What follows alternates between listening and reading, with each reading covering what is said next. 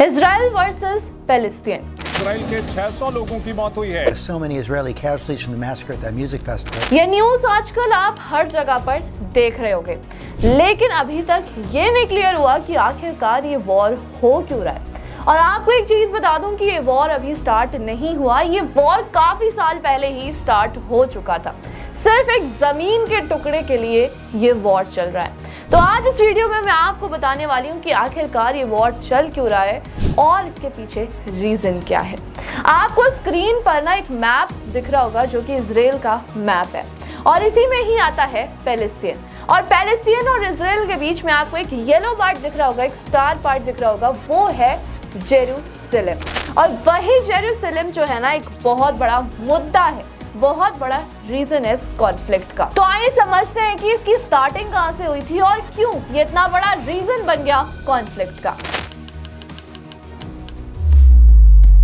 इसकी स्टार्टिंग होती है 1047 BC से। अब आपको एक और चीज बता दूं कि जो जेरूसलम है ना वो क्रिश्चियनिटी के लिए, ज्यूज के लिए और इस्लाम के लिए एक बहुत ही ज्यादा इंपॉर्टेंट जगह है।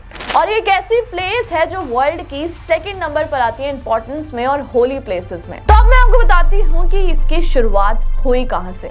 1047 BC में जो एरिया है, जो इजराइल है, वो किंगडम ऑफ इजराइल हुआ करता था और उसमें ज्यूज रहा करते थे। और जो जेरूसलम है उस टाइम पर किंग सोलोमन रूल करते थे। उनके अंडर उन्होंने एक टेंपल बनवाया था ज्यूज के लिए जिसका नाम रखा टेंपल माउंट। और वो एक ऐसा टेंपल था जो ज्यूज के लिए काफी ज्यादा इंपॉर्टेंट था और ज्यूज डेली बेसिस पे वहां पर वर्शिप करते थे। लेकिन क्या हुआ कि उसके बाद बहुत सारे ऐसे किंग आए जिन्होंने टेंपल माउंट को तोड़वाया और फिर दोबारा बनवाया भी। लेकिन लास्ट में जब रोमन एम्पायर आया तो उन्होंने वो टेंपल तोड़वा दिया और उसके बाद वहां पर सिर्फ एक वॉल रह गई।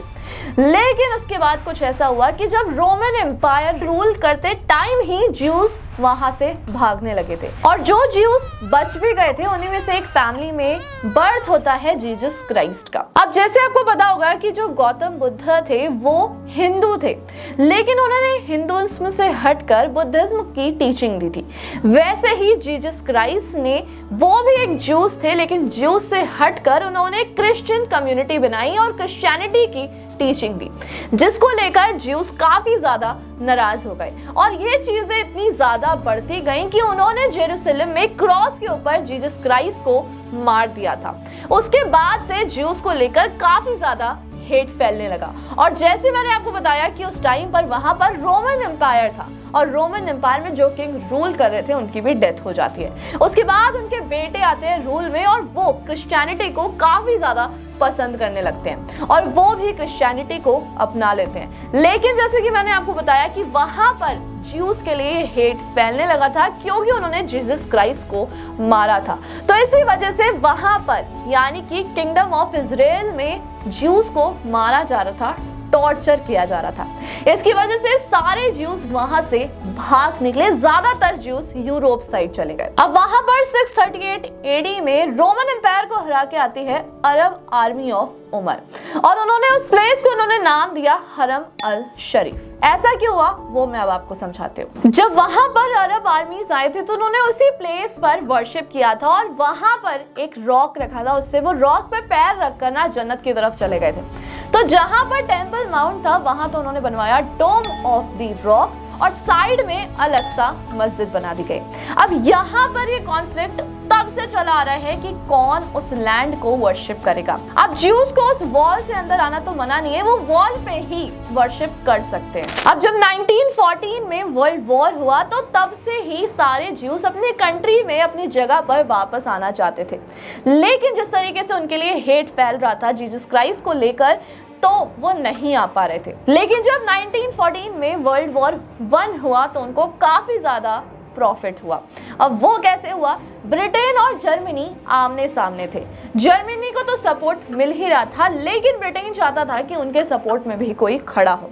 और उस टाइम पर उन्होंने देखा कि ज्यूज कम्युनिटी ना काफी ज्यादा है और उनको काफी अच्छा सपोर्ट मिल सकता है। तो उन्होंने क्या किया, ज्यूज को सपोर्ट करना शुरू किया, प्रॉमिसेस करना शुरू किया कि उनको वो अपनी कंट्री में वापस लेकर जाएंगे। तो उन्होंने रशिया और अमेरिका के ज्यूज को अपने सपोर्ट लिया और वर्ल्ड वॉर में वो जीत गए। वर्ल्ड वॉर वॉर 2 में भी यही हुआ कि ज्यूस की मदद से वर्ल्ड वॉर 2 में भी उनको काफी ज्यादा मदद मिली। और अगर मैं ज्यूस कम्युनिटी की बात करूं तो ये हमेशा से अपने हक के लिए लड़ते आए हैं। और जैसे ही 1914 के बाद वर्ल्ड वॉर 2 में ब्रिटेन जीता तो उन्होंने अपना प्रॉमिस पूरा किया। काफी सारे ज्यूस ऐसे थे जो अपने देश वापस आ गए थे और वो काफी ज्यादा खुश भी थे। अब वर्ल्ड वॉर जीतने के बाद एक हिस्टोरिकल डिसीजन आता है, उसमें क्या होता है, वो ज्यूस के फेवर में होता है। ब्रिटेन वर्ल्ड वॉर जीतने के बाद एक बेल्फोर डिक्लेरेशन देता है यूएन को कि अब इजराइल जो है वो फलस्तीन के कब्जे से बाहर है, वो ज्यूस को वापस कर देना चाहिए। यूएन इस पर सोचता है और एक कमेटी बनाता है और वो फलस्तीन वापस जाते हैं। वो वहां पर क्या देखते हैं कि 1/3 पॉपुलेशन जो है वो ज्यूस की है और 2/3 पॉपुलेशन किसकी है, अरब के लोगों की है। तो वहां पर एक ऐसा हिस्टोरिकल डिसीजन लिया जाता है जिसमें उसको 2 पार्ट में डिवाइड किया जाता है, एक इजराइल होता है और एक होता है फलस्तीन। इजराइल में ज्यूस को शिफ्ट कर दिया जाता है और फलस्तीन तो वहां पर ऑलरेडी रहते ही थे, तो वो उनके लिए वो अलग जगह बना दी जाती है। लेकिन जो जेरूसलम होता है वो किसी को भी नहीं दिया जाता, वो यूएन के कंट्रोल में होता है। अब ऐसे कोई डिसीजंस लिए जाते हैं यूएन में तो सारी कंट्रीज इलेक्शन में वोट देती हैं, तो इसी तरीके से सारी कंट्रीज इसके फेवर में होती हैं और ज्यूस को अपनी कंट्री जो है ना वो वापस मिल जाती है। अब आ जाते हैं हम प्रेजेंट पर कि अब उस चीज को लेकर वॉर क्यों चल रहा है। अब आपको स्क्रीन पे मैप दिख रहा होगा जो कि इजराइल और फलस्तीन क्या है। अगर मैं 1947 की बात करूं तो इजराइल का पार्ट कम था, लेकिन अभी देखा जाए तो इजराइल ने फलस्तीन का काफी ज्यादा पार्ट ऑक्यूपाई कर लिया। अब यही एक मेन रीजन आ रहा है जिसकी वजह से ये कॉन्फ्लिक्ट हो रहा है। 7 अक्टूबर 2023 को हमास की तरफ से 5000 रॉकेट छोड़े गए इजराइल पे और इजराइल को उससे काफी ज्यादा नुकसान भी हुआ। अब ये हमास क्या है, हमने अभी तक समझा कि क्यों ये कॉन्फ्लिक्ट चल रहा था और कैसे ये 2 देश बन गए अलग अलग। तो मैंने बताया कि कैसे इजराइल धीरे धीरे करके फलस्तीन को ऑक्यूपाई कर रहा है। अगर मैं बात करूं मैप की, यानी कि इजराइल और इजिप्ट के बीच में आपको एक बॉर्डर दिख रहा होगा जो कि है गाजा स्ट्रिप, और इस गाजा स्ट्रिप एरिया को हमास हैंडल करता है। अब ये हमास क्या है, ये एक टेररिस्ट ऑर्गेनाइजेशन है जो ये चाहती है कि जो इजराइल फलस्तीन पर ऑक्यूपेशन कर रहा है वो बंद कर दे। अब हमास का मतलब क्या है, हमास का मतलब है इस्लामिक रेजिस्टेंस मूवमेंट। ये शुरू किया गया था 1987 में। अब ये ऐसी टेररिस्ट ऑर्गेनाइजेशन है जो काफी कंट्रीज ये मानती हैं कि हाँ ये टेररिस्ट ऑर्गेनाइजेशन है, जैसे कि कनाडा हो गई, यूरोप यूनियन हो गया, या फिर मैं बात कर सकती हूँ इजराइल की, वो तो मानता ही है कि ये टेररिस्ट ऑर्गेनाइजेशन है। और ये भी एक रीजन है जिसकी वजह से इजराइल के लोग अब तक टेरर में जी रहे थे। लेकिन उसके लिए भी इजराइल की गवर्नमेंट एक सॉल्यूशन लेकर आई थी। और यही नहीं, 30 साल पहले से इस तरीके से टेररिस्ट अटैक्स किए जा रहे थे इजराइल के ऊपर। अगर मैं बात करूं हमास की और इजराइल की तो दोनों के अलग अलग रीजन है। वो बोलते हैं, हमास की तरफ से ये बोला जाता है कि उन्होंने अटैक स्टार्ट किया, लेकिन इजराइल की तरफ से ये बोला जाता है कि अटैक उन्होंने स्टार्ट किया। अभी वो भी डिस्कस करेंगे, लेकिन सबसे पहले मैं आपको ये बताती हूँ कि इस टेररिस्ट अटैक से बचने के लिए इजराइल ने क्या सिस्टम निकाला था। ये डिफेंस सिस्टम है जो कि इजराइल की तरफ से निकाला गया, उसको बोलते हैं आयरन डोम। ये इजराइल के एयर स्पेस इंडस्ट्री से बनाया गया था जो कि मिड एयर में ही मिसाइल्स को इंटरसेप्ट करता है। और मैं बात करूं पहले जो भी लड़ाइयां हुई हैं ना, उसमें से 85% मिसाइल्स तो मिड एयर खत्म कर दी गई थी इस सिस्टम की वजह से। और ये सिस्टम एक बहुत बड़ा सपोर्ट है, बैकबोन है इजराइल के लिए। लेकिन अब जो अटैक हुआ उसमें ये सिस्टम भी फेल हो गया। ये समझ ही नहीं पाया कि वो 5000 मिसाइल्स आखिरकार आई कहां से और कौन सी मिसाइल को पहले डिस्ट्रॉय किया जाए। और अगर मैं बात करूं, अब तक तो 500 से भी ज्यादा लोग इस अटैक से मर चुके हैं। और हमास ये जो मिशन लड़ रहा है, इस मिशन का नाम रखा गया अल अक्सा मिशन। हमास के लोगों का ये मानना है कि जो मैंने आपको अल अक्सा मस्जिद बताई थी ना, हमास के लोग ये बोलते हैं कि जो सिक्योरिटी फोर्सेस है इजराइल की, वो वहां पर घुसकर लोगों को मारती और पीटती है।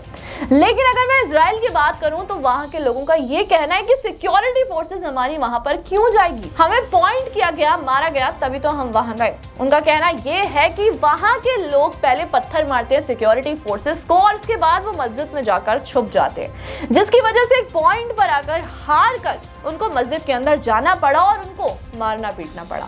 अब यहाँ पर कौन सही है या फिर कौन गलत है वो हम डिसाइड नहीं कर सकते, क्योंकि दोनों ने अपने अपने रीजंस रख दिए। अभी तक इस वीडियो में हमने ये जाना कि कैसे वॉर स्टार्ट हुआ और अब वॉर कैसे कंटिन्यू हो रहा है, लेकिन यहाँ पर सबसे बड़ा सवाल ये आता है कि क्या इंडिया पर भी एक बड़ा इम्पैक्ट क्रिएट हो सकता है? तो मैं बोलूंगी कि हाँ, बिल्कुल हो सकता है। अगर मैं बात करूं मोदी सरकार की, भाजपा की, तो वो बिल्कुल सपोर्ट में है। यहाँ तक कि हमारे प्रधानमंत्री ने भी उनके सपोर्ट में एक ट्वीट किया था जिसमें ये बोला था कि हम इजराइल के साथ खड़े हैं, उनके ऊपर जो टेरर अटैक्स किए जा रहे हैं उसके अगेंस्ट हम खड़े हैं। लेकिन वहीं अगर मैं कांग्रेस पार्टी की बात करूं तो वो पैलेस्टीन के सपोर्ट में खड़ी हो गई है। अब यहाँ पर तो जंग छिड़ी जाएगी, कांग्रेस वर्सेस भाजपा, लेकिन इंडिया को क्या इंपैक्ट क्रिएट होगा ये जानते हैं। अभी हाल ही में G20 हुआ था और वहां पर एक डिसीजन लिया गया था कि India middle east Europe corridor बनाया जाएगा जो कि मेडिटेरियन सी से होकर निकलेगा।